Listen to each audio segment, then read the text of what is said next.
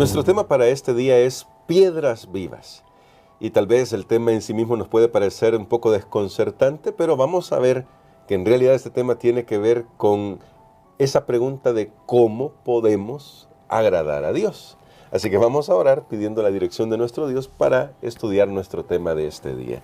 Bondadoso Padre, queremos que tu Espíritu Santo ilumine nuestras mentes a fin de que al aprender en esta lección cómo podemos ser edificados en Cristo, también aprendamos cómo agradarte a ti. En el nombre de Cristo Jesús oramos. Amén. Para este día, pastor, este tema de piedras vivas me pareció muy interesante porque la verdad es que esa es la gran pregunta. ¿Cómo podemos nosotros, seres caídos, pecaminosos, pecadores, agradar a un Dios santo? ¿Cómo podemos hacerlo?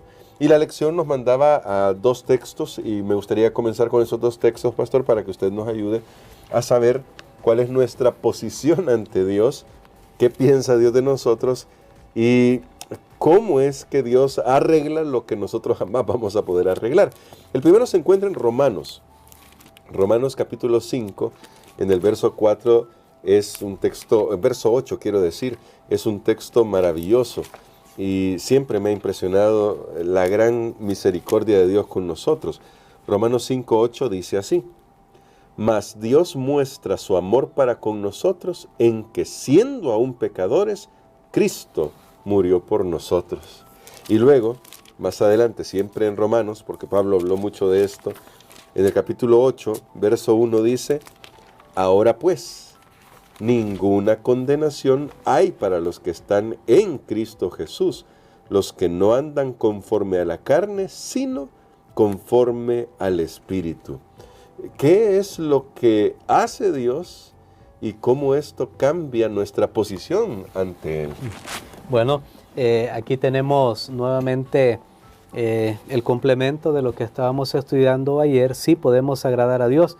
La gran pregunta es, ¿cómo? Si nosotros somos pecadores y sabemos muy bien, hay un proverbio, no lo leímos, pero sabemos muy bien que a Dios el pecado le es algo ofensivo, su naturaleza es totalmente opuesta al pecado y reacciona de una manera negativa hacia el pecado.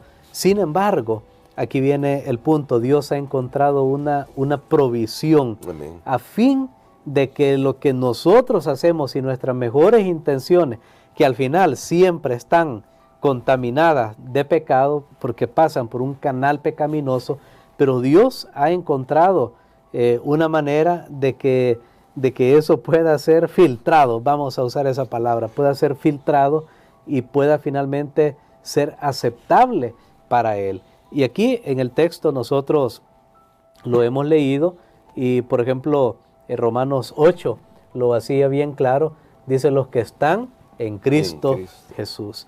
Entonces Dios ha hecho algo que al tener una relación con Jesús, una persona ahora recibe el beneficio de la mediación de Cristo y entonces es posible de que todas las cosas que esa persona hace por tener una relación con Cristo y por la mediación de Cristo Jesús, esas obras son presentadas delante de Dios y Dios ahora sí puede ser agradado por las acciones que nosotros los seres humanos hacemos. Pero noten que hay un intermedio, no van directamente, claro. no ascienden directamente, hay un mediador que se encarga de interpretar, vamos a decir también, esas cosas que nosotros hacemos con nuestras mejores intenciones, pero que al final, por nuestra pecaminosidad, siempre llevan algo de contaminación.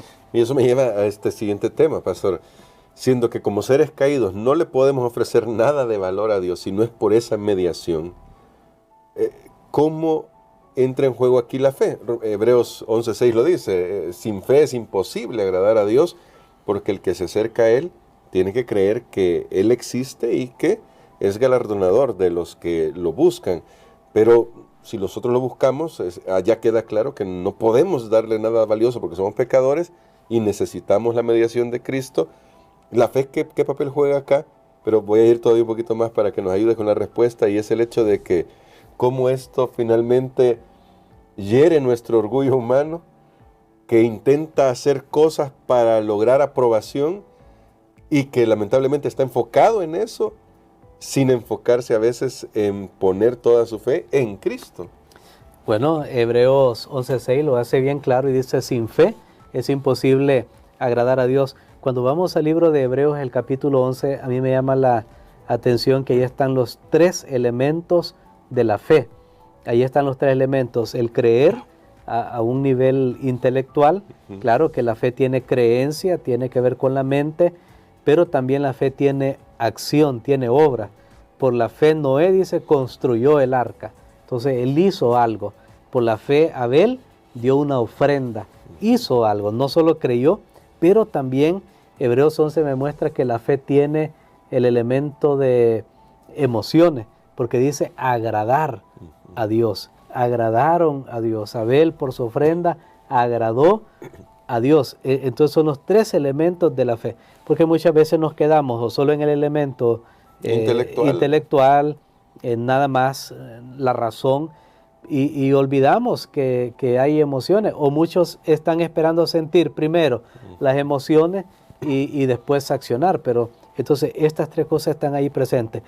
Cuando nosotros entendemos la fe, no como meramente una creencia, sino como una relación de confianza, porque cuando la Biblia dice que debemos tener fe, no es una cosa en el vacío, claro, sino siempre tiene un objeto de la fe, y ese objeto es Jesús. O sea, tiene algo. No estoy diciendo que Jesús es un objeto, sino que estoy usando la palabra objeto como final, como un objetivo, valga ahí una cierta redundancia, pero lo que quiero expresar aquí, hermano Gerson, es que está enfocado en una persona. Amén. Y esa persona es Cristo Jesús. Entonces, cuando yo me relaciono con Jesús, ahora sí es posible que yo voy a poder agradar a Dios, porque voy a hacer lo que Dios me pide, y aparte de eso voy a tener esa intercesión que es necesaria, como lo mencioné anteriormente, para poder filtrar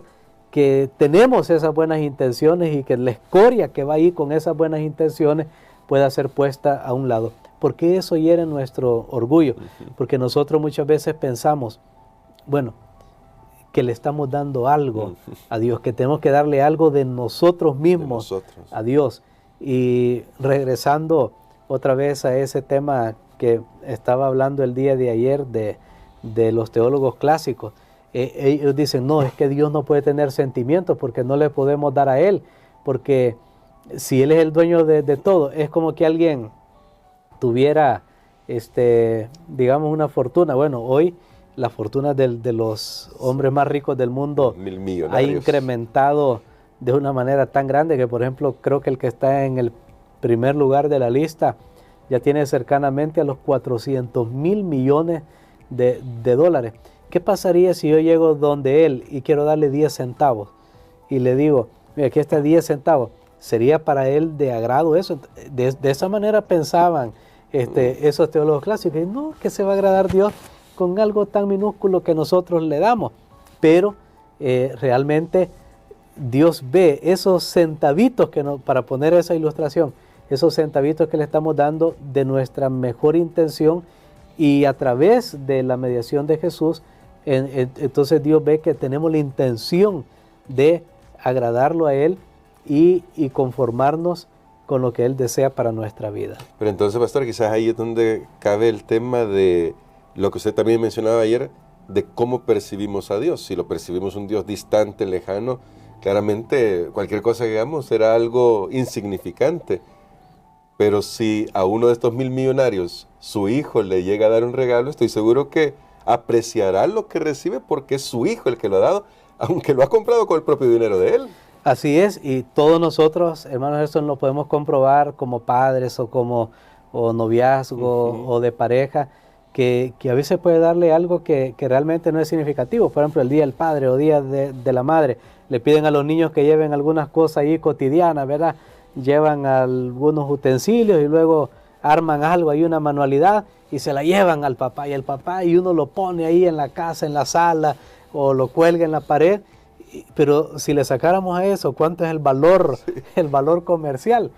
Sería prácticamente muy poco o nada, pero uno ve la intención y valora que viene de alguien a quien uno mismo ama. Pues aunque una figura sombra, nada más, pero es un reflejo de lo que también puede pasar en nuestra relación con Dios. Entonces tenemos que recordar, sí, de nosotros mismos, solo de nosotros mismos, si no es posible agradar a Dios. Y este es el tema, como lo mencionábamos fuera de cámara, de la justificación por la fe, porque hiere el orgullo humano y me dice, no, yo de mí mismo no tengo nada que pueda presentar a Dios, que me justifique ante Dios, que me recomiende ante Dios. Entonces ahí es donde yo tengo que buscar, no, pero yo quiero cambiar, yo quiero ser salvo. Ahí es donde tengo que buscar el medio que Dios ha provisto y gracias a Dios ahí está, Cristo Jesús.